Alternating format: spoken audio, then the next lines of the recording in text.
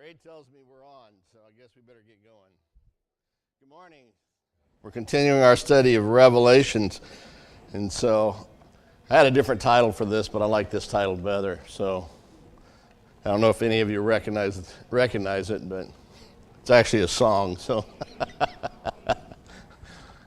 but I thought of it that way. So last week we were in chapters 4 and 5. And we were in the throne room of God, okay? We were there in the throne room of God, and we see the glory of God himself and the description that John has of God, which is just a marvelous description. And then we see the Lion of Judah, and we hear the talk about the Lion of Judah can open these scrolls, and so we're anticipating seeing this massive, ferocious beast come forward, and what we see is a crucified lamb.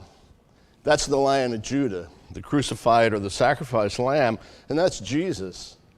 And Jesus is presented there to be praised, just like God is to be praised. They share in the same praise. They are both eternal. They are one. And so that praise is continuing there. We would anticipate chapter 6 and 7. I mean, if you've never read it, you would anticipate it would be following up on that worship. You know, it builds up to this great throne room and everything. But that's not what happens. That's not the way John writes. This isn't a normal story. This isn't a normal linear tell, per se.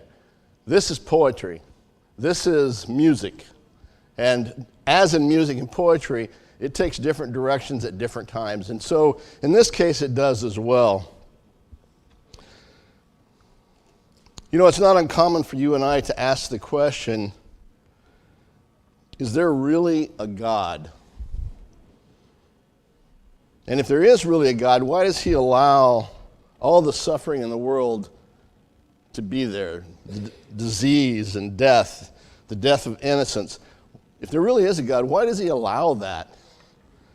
And if you're a Christian, you've probably heard that question. Somebody's probably posed that to you.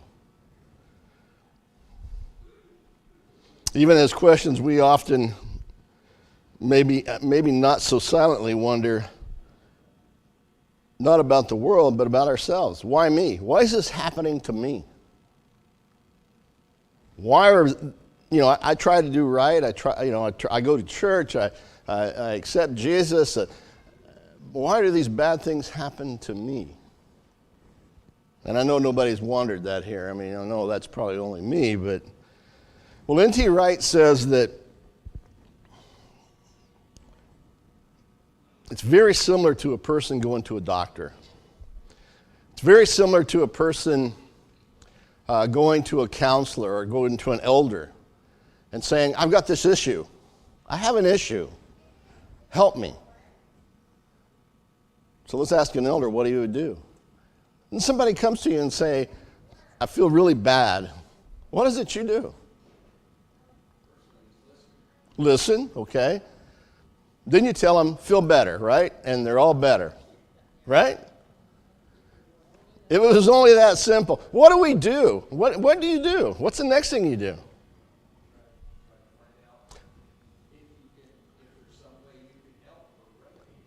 If there's some way you can help or remedy. And how do you figure that out? How do you figure out if there's some way that you can help or remedy?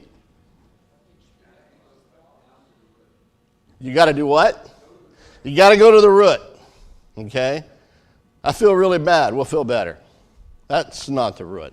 Okay? We have to go to the problem. You have a physical issue. My shoulder's really hurting. The doctor says, okay, put some liniment on it and you'll be better. Really? Well, why is it hurting? You have to know the depth, right? Is it the shoulder or is it a symptom of something else? That's what we have to know. Have any of you ever had a boil? I know it sounds like a dirty word, but Job had them. They're one of the most painful things out there, okay? But a boil cannot be healed from the outside. Did you realize that? You know what do they do with a boil? Do you remember? You got to bust it open. You got to break it open and expose it to air. It's called Staphylococcus, okay? And it's an anaerobic bacteria, which means it's a bacteria that feeds outside of oxygen. So oxygen is deadly to it. And so they open it. We read that in Job, where Job is covered in boils. And what does he do? Do you remember what Joel does? He takes pieces of pottery and he does what? He scrapes them and rips them open. Why did he do that? Not because he's in pain, but to make it better. We cannot become better until we know what the real disease is. And so John says it's now time to reveal to you what the real disease is. What is the real problems with mankind? And the next thing I saw was this. When the Lamb had opened one of the seven seals, I heard one of the four creatures say in a voice like thunder, "Come." And as I watched, there was a white horse. Its rider was holding a bow. He was given a crown. He was sent off winning victories and to win more of them. When the Lamb opened the second seal, I heard the second living creature say, "Come." And another horse went out, fiery red this time.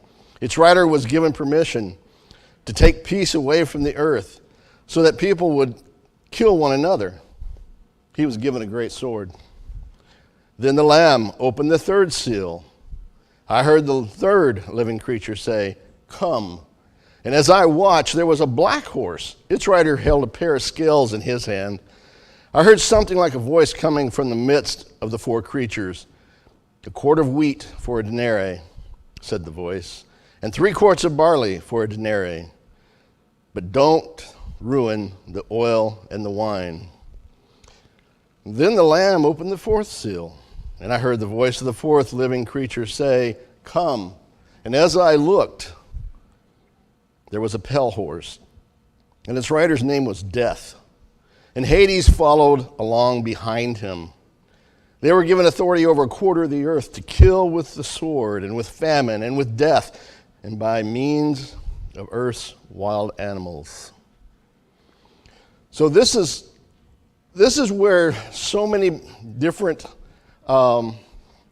approaches to Revelations diverge. Okay, they start going different directions because everybody has their own interpretation. What is he talking about? Is this real? Is this what's happening? Is this going to happen? Did it happen? And we have each of the groups that we talked about. The historicists believe that this has already happened. Okay, this has already gone. All right, certain pieces of it were actually happening through the ages of the church. The preterists believe that this only happened up to the destruction of Jerusalem, and everything was fulfilled within that. You then have those the Hal Lindsays and the LaHaye and that group of people who believe that it's a futurist prediction, that everything after chapter 4 is going to happen to the church, or everything after chapter 3, is going to be happening. It's a future. It's telling us how the world's going to come to an end. And then you have what they call the idealist or the spiritualist approach, which says that all of this stuff is a spiritual message from God.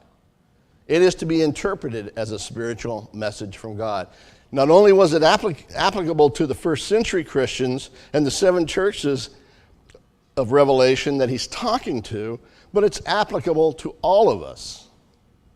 I tend to fall in that last group, okay? And we'll talk a little bit about why that works as we go through this. But the Lamb is the one that's opening the door, or the seals. He opens 4 seals here. They're all summarized by horsemen. And in all 4 cases, in my opinion, okay, you don't have to agree with me. Not all of the approaches agree with this. All 4 of them indicate evil. Okay? Evil summarizes the approach of the horseman. Let's look at the first. I'm not going to read that one yet. Oh, yeah, that was the same one. Sorry, I didn't move it forward. The first seal was a white horse. White horse.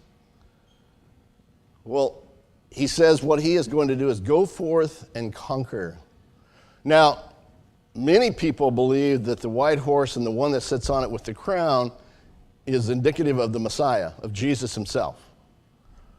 Many within the Church of Christ believe that, okay? I don't believe that. I don't think it fits the narrative or the story of what's going on here. Personally, that's me. You don't have to agree with me, and that's fine.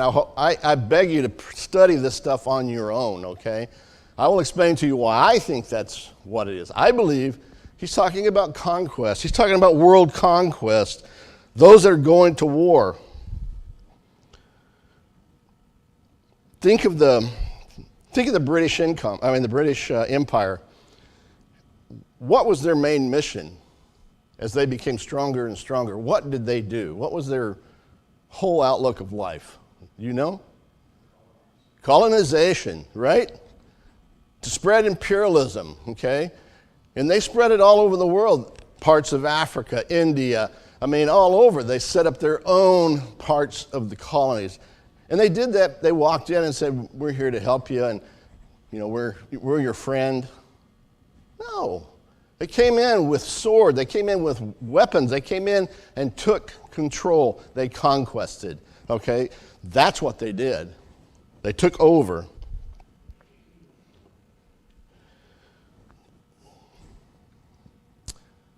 N.T. Wright says that, and most idealists believe that this is more likely symbolizing conquering kings of the earth.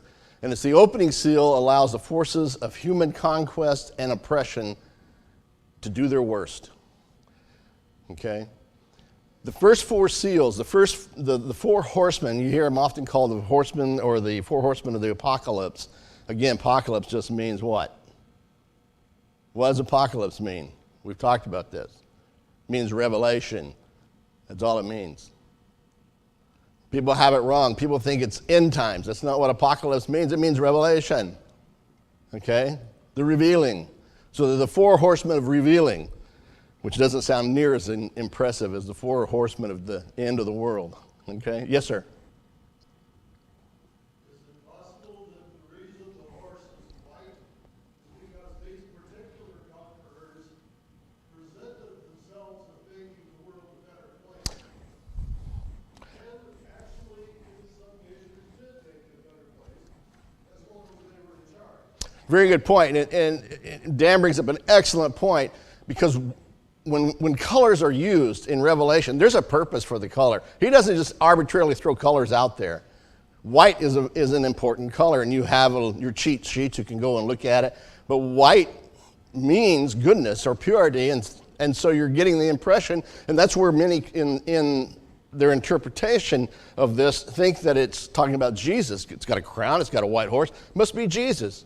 Except what he's doing is not what Jesus does. Jesus doesn't ride to destroy. Jesus doesn't ride to conquest. That's not what he does. It's foreign to his character. But those who do conquest often say, we're doing this for your own good.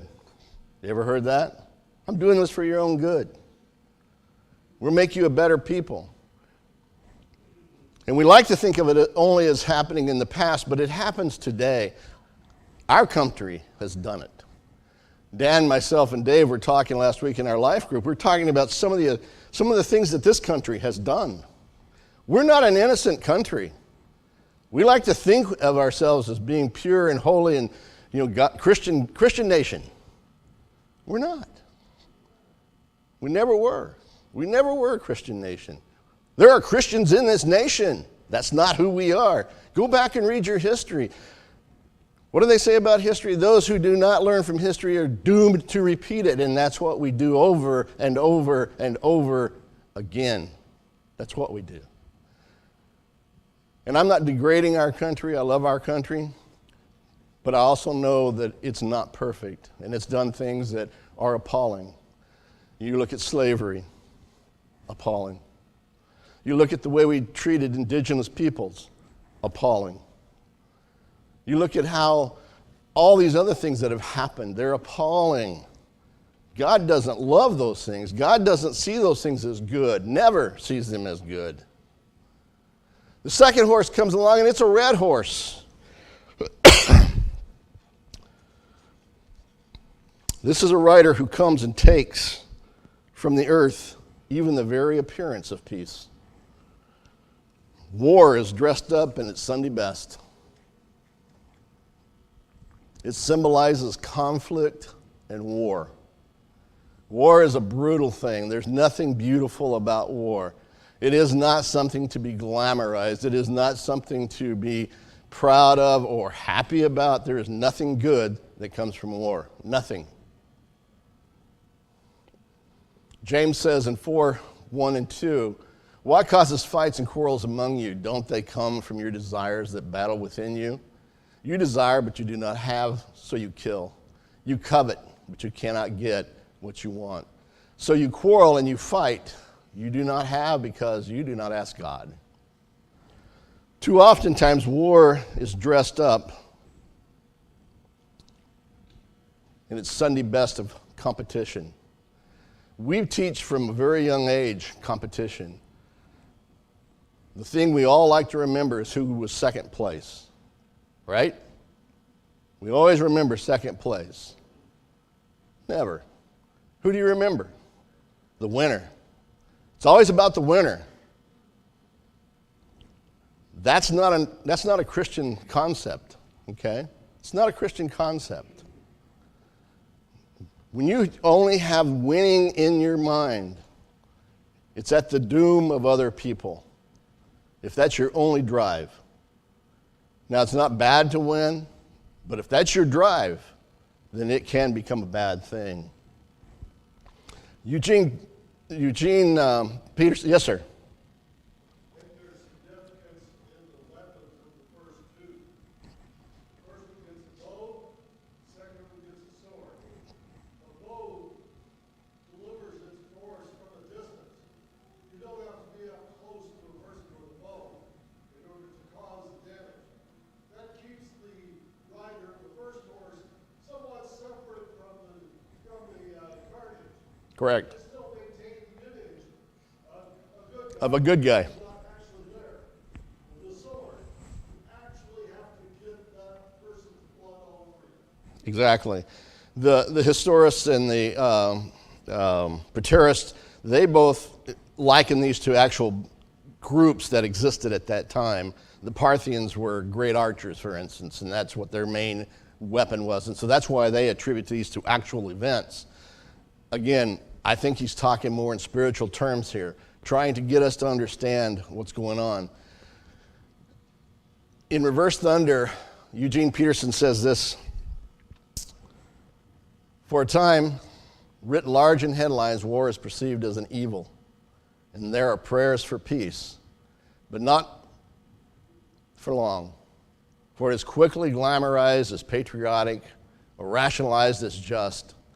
But war is the red horse, bloody and cruel, making life miserable and horrid. The perennial rose is to glorify war so that we accept it as the proper means of achieving goals, but it is evil. It is opposed to Christ. Christ does not sit on the red horse, ever. And while we may expect, or you might believe that Christ sits on the white horse, he will never sit on the red horse. And I don't believe he sits on either one." From 1860 to 2022, there have been a number of wars and conflicts, and these are just the ones I could find, okay? How many conflicts do you think occurred throughout the world in that time period? 139 classified wars. How many people perished?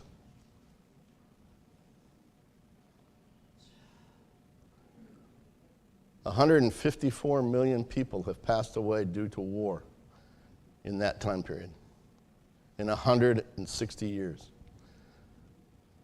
154 million souls, and most of those were not warriors. More than 2/3 of those were innocents. They were people who were just in the way. They were people who suffered from the consequences of war. And the next two horsemen are the consequences of war. The third horse symbolizes a limited famine and economic hardship. He says he rides with what in his hand? What is he carrying? What is this horseman carrying on his black horse? Anybody? A scale. A scale. He's carrying a scale or a balance, something to weigh things out. And he says, a quart of wheat for a denarii. What's a denarii? It's a day's wages. A quart of wheat. How much is that? How much is that? It's not much. It's enough to sustain a person. Basically, it's considered enough to sustain a person for the day. A person for the day. If that's all you're eating. He said, or, what did he say next after he said a quart of wheat for denarii? What's the other thing he says? He says 3 quarts of barley for a denarii. Well, what's barley? It's another grain, but it's not as appealing as wheat. Okay, it's a much stronger grain. It doesn't taste near as good, but it's cheaper. And so 3 of those, and that's enough to keep a family maybe alive for a day. So he's saying that's what this is what the creatures are saying. They're saying quart for denarii for your daily, or this. What is he referring to? What is he trying to tell us when he says that? Famine. Famine. 70% of the world today. I want you to think about this. Only 3 out of 10 people alive today go home not hungry, or go to bed not hungry. Only 3. 7 out of 10 go to bed hungry every night. Famine is a real thing. It was a real thing then. It's a real thing now. And what causes famine? What causes famine? We do. Man causes famine. We cause it through our war, through our conquest. We create famine. We do it through our greed. How many have ever heard of an individual called Stuart Resnick? Anybody ever heard of Stuart Resnick? It's not an important man. How about the Wonderful Company? Anybody heard of the Wonderful Company? You all have, you just don't realize it. Anybody ever heard of Fiji water? Anybody heard of pomegranates? Halo oranges? That's the Wonderful Company. They're wonderful.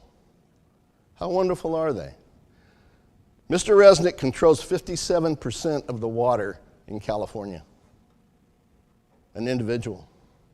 57% of the water in California.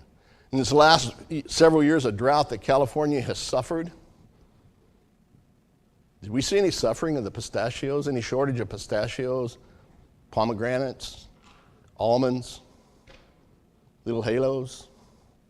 None of those suffered.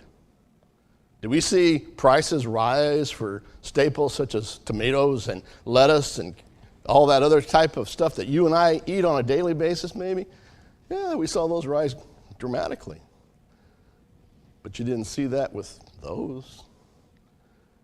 How many of you have to have a pomegranate? You gotta have it, or I can't survive. My wife, for one, but other than her. All the water he controls goes for those type of crops. Crops that are oil and wine. Don't disturb the oil and the wine. You can have inflation over here for the wheat and for the barley, but do not disturb the oil and the wine. Oh, the other thing that he grows a significant amount of is grapes in California. Can you imagine one person controlling 57% of the water in the state? He is the richest farmer in the United States. him and his wife. What is more important? Is it more important to feed others, to feed people, or to have the things that we desire? You see, I love almonds personally. I like pistachios too. And I like little halos. But the point is there's people in this world who never experience those. Never. They're lucky to eat. Any of you ever been to Disneyland? Oh, look at all you guys, Disneyland peoples. You know, when I go to Disneyland, I feel guilty. You know why I feel guilty? Anybody else feel guilty when you go to Disneyland? Because when I go to Disneyland, I realize how much it costs and how many people in the world will never be able to step foot in a place like that. And again, that's not the big guilt or any of that stuff. It's just that we need to be aware of famine. We need to be aware of what we have in this world available to everyone. What is necessary for minimal living is unavailable while luxuries of life are abundant. The luxuries of life don't disappear. Stop and think about all the famines. The luxuries don't disappear. It is the stuff that we need day to day to live. The fourth horse, yes ma'am. When I read oil and wine, it made me think that's what they would use back in Bible times to clean wounds. That too, yes. Yeah, they use it for those things as well. Yeah, I think in this case what he's referring to, though, is more of the fact that, the luxuries that are there. That, you can come in, here's your quart of wheat, but stay away from this stuff over here because you might contaminate it or you might knock it off the shelf or, and you can't afford it. You ever been in one of those stores where you can't afford it? Yeah, that's kind of where they were. Then came the fourth seal, the pale horse. What does pale mean? Sick. How many of you have ever been so nauseous that you turn green? Somebody looks at you and say, man, you look kind of green. That's basically what we're talking about. We're talking about a pale horse or something that's putrid in color, okay? It's like death. It's a greenish color. He's the fourth horse, and he symbolizes death. And in particular, it's tragic or unnatural death. This isn't just dying from old age, whatever that is. I'm not sure what dying from old age is anymore. This is dying of an unnatural death. This is tragic death.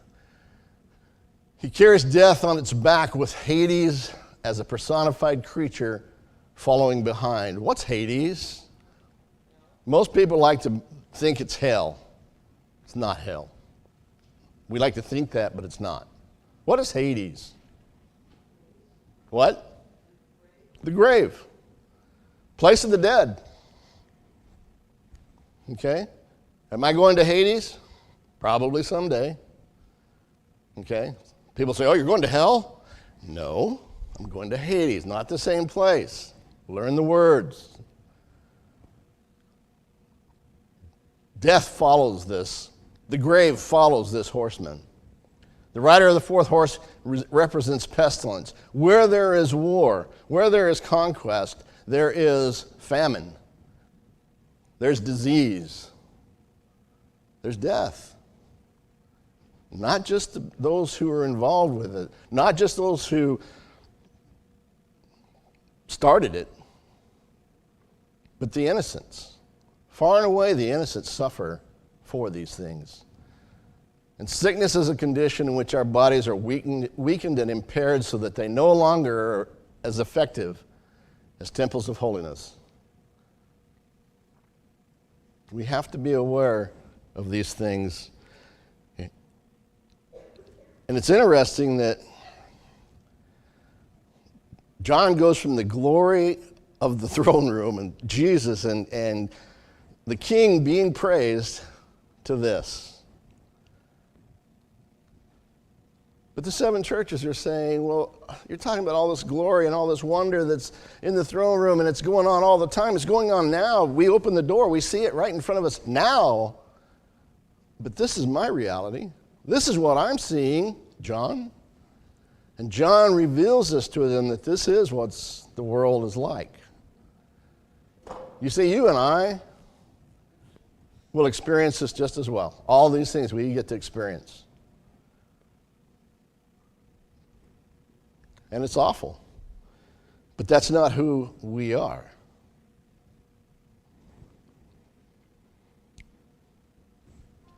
And when the Lamb opened the fifth seal, I saw under the altar the souls of those who had been killed because of the word of God and because of the witness which they had borne. They shouted at the top of their voices, "Holy and true Master." They called, "How much longer are you going to put off giving judgment and avenging our blood on the earth dwellers?" Each of them was given a white robe, and they were told to rest for a little while longer until the full number of those killed, as they had been, was reached, including both their fellow servants and their kinfolk. And I looked. We'll go back to the sixth one in a minute.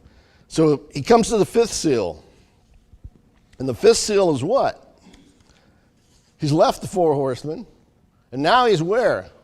He's under another group of people who are dead, okay, who are dying, who have died. Who are these people? They're who? Martyrs. What's a martyr? They have been slain, sacrificed for the cause of Christ. And it's the imagery he uses here is really impressive, because where are they? They're under the altar. And you think about these lessons that Brent's been giving, and one of the things we learned about the altars is when they gave sacrifice, where did the blood go? Under the altar. These are a sacrifice. These people are a sacrifice. Christ was a sacrifice. Are they the same? No, they are not the same. Yes, ma'am. So earlier we talked about the 12 disciples, the 12 apostles and the 12. Yep. And then the 12 tribes. Yes. So, but many of the 12 apostles were martyrs. Sure. So were they there? They have their own. They have their own. And again, what we don't want to do is try and take literal who is who and what is what. That's not what John is trying to say. Oh, Joe right there, he's under the altar. No, it's the people of God. Those that have been a sacrifice, those that have been killed because of their confession of Jesus, their confession of Christ, those are who are under the altar. Because just as the sacrifices of old, the blood is poured out at the altar. Okay? Why? Why was the blood poured out at the altar? I'm going to tell Brent you don't remember. Why was the blood poured out at the altar? Sacrifice for our sin. It covers our sin. When Christ is the sacrifice that covered our sin, it was a blood sacrifice. Right. Just as Christ's blood was poured out on the altar for the what? Cleansing of our sins, the forgiveness of our sins, so them, in their likeness to Christ, you and I in our likeness to Christ, their blood is also poured out at the altar. Not that they save anybody, but that they are also like Christ and poured out at the altar.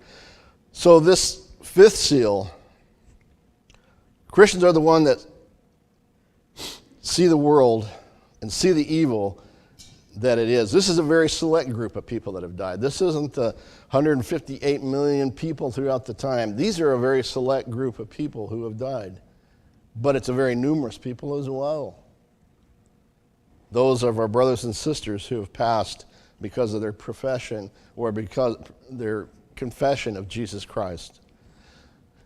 And as I looked, I opened the sixth seal, and there was a great earthquake, and the sun turned black like sackcloth, and the whole moon became like blood. And the stars were falling from heaven onto the earth, as when a fig tree shaken by strong wind drops its late fruit. And the heaven disappeared like a scroll being rolled up, and every mountain and island was moved out of its place, and the kings of earth, the leading courtiers, the generals, the rich, the power brokers, and everyone, slave and free, all hid themselves among the caves and rocks and mountains.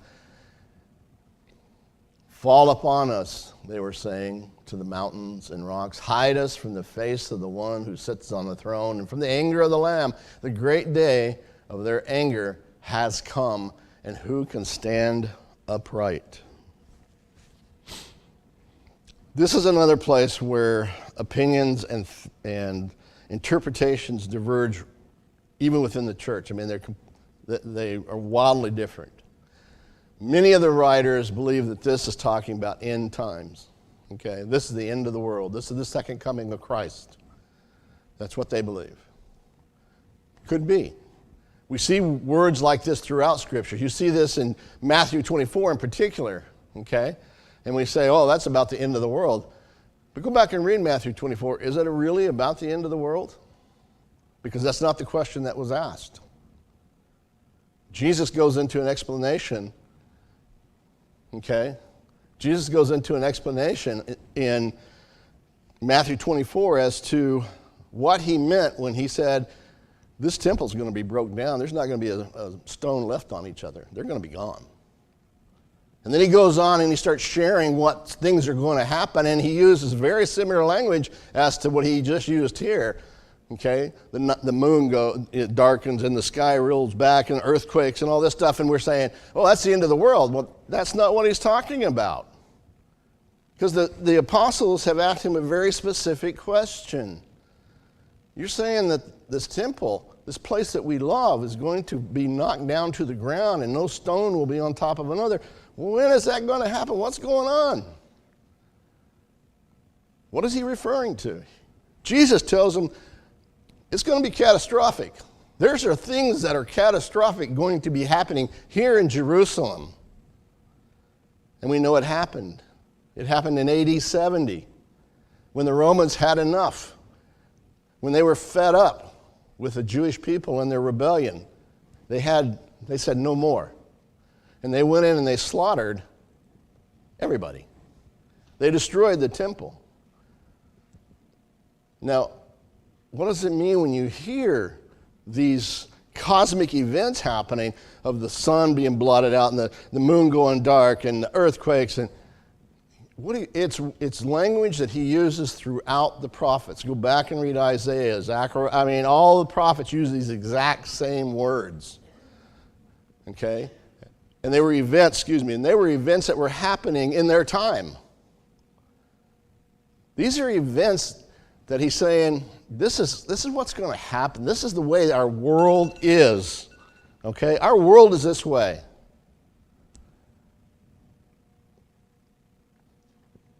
John describes the judgment, the day of Christ's wrath against the enemies of God. He's saying, if you're an enemy of Christ, this is how the world's going to be. Is it the final?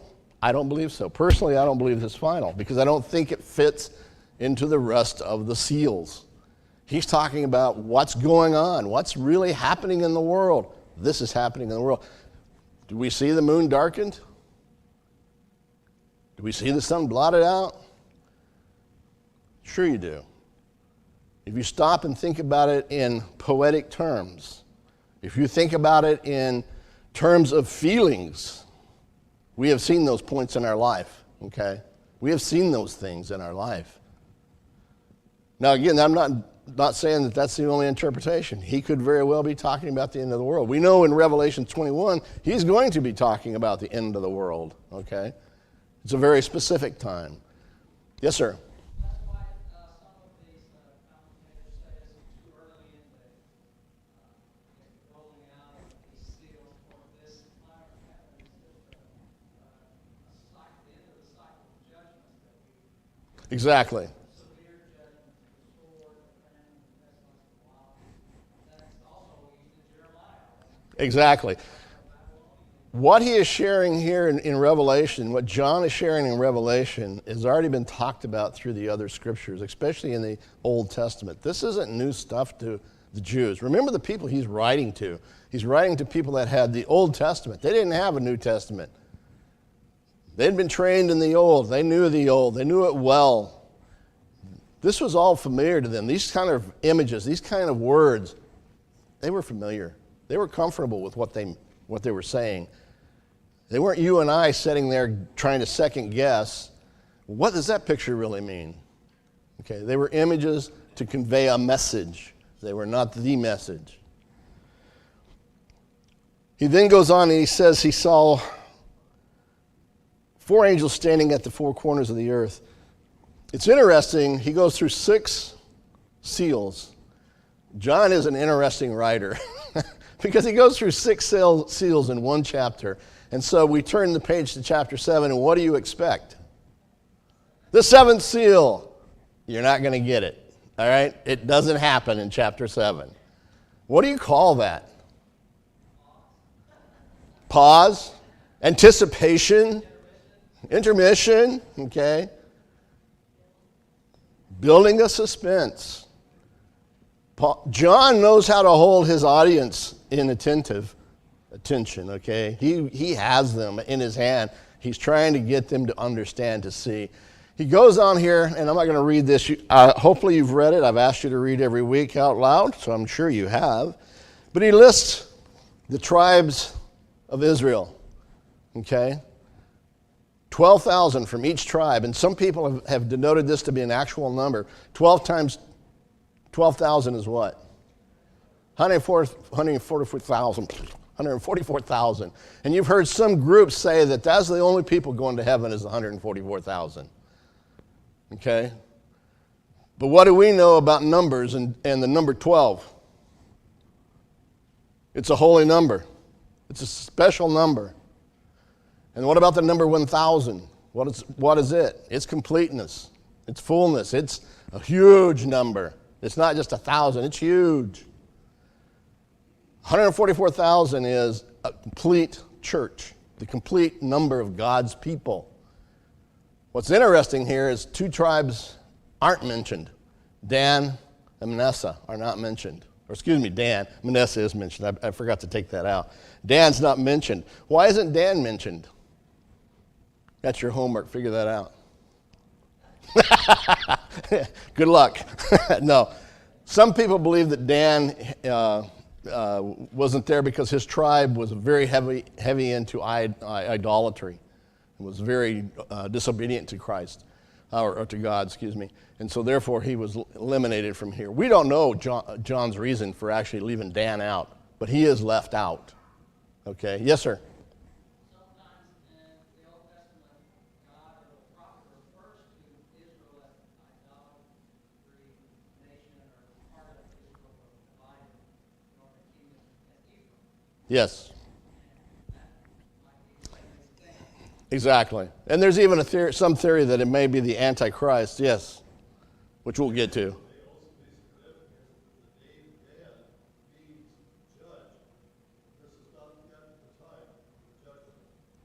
Good point. So we're going to run through this really quick. We're out of time. Who can stand is the question that is asked. Who can stand? Stand what? Stand to all that he just shared with him. Who can stand against that? That's what he's asking. Who is it that can withstand all that he's seen? And the one answer he has is the angels. The 4 angels on the 4 corners of the earth, they can stand. They withstand. They hold back all of this stuff. Why do they hold it back? So that the 144,000 can stand. The 144,000 are able to stand. These are the Christians that are there. And the multitude which no man could number. He talks about the 144,000, but then later he describes this same group as a number that no one can count. So numerous it can't be counted. Who is that? That's you and me. That's us. That's Christians. We cannot be counted, but we can stand. We can stand against all that evil has been brought into the world. Christians can stand. He then goes on to talk about these people, and we're given a look into heaven. We're given a look into the tribulation, the evil that is in the world, and that we will continue to face until Christ decides to take us home. Christ wants us to know these things are going to happen in our world. He doesn't want us to be ignorant. But he also doesn't want us to be hopeless. We are not hopeless. Okay? We have a hope. And the word hope in our English language oftentimes means wish. That's not what it means in Scripture. When it is in Scripture, what does hope mean? It's a guarantee.